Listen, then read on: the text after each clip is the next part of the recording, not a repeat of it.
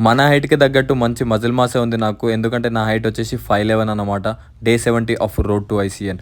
ఈరోజు నా empty stomach weight వచ్చేసి 61.80 ఉంది.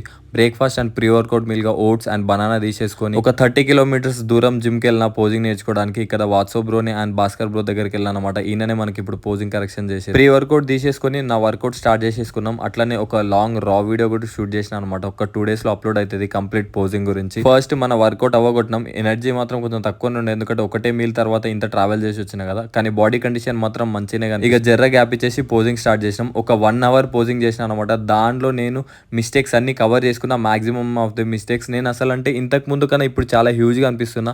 నా లెగ్స్ కూడా ఇంతకు ముందు చాలా మైనర్గా చిన్నగా కనిపిస్తుండే. ఇప్పుడు నా క్వాడ్ సపరేషన్ అదంతా క్లారిటీగా మంచిగా కనిపిస్తుంది. భాస్కర్ బ్రో మాత్రం పోజింగ్ ఇరగా తీస్తాడు. ఇక నాకు కూడా అంతే చేంజెస్ చెప్పిండు. తర్వాత లంచ్ అండ్ డిన్నర్ కూడా కంప్లీట్ చేసేసుకున్నా రూమ్కి వచ్చేసి. తర్వాత వాక్ కంప్లీట్ చేసేసుకున్నా. రేపు మళ్ళీ కలుద్దాం.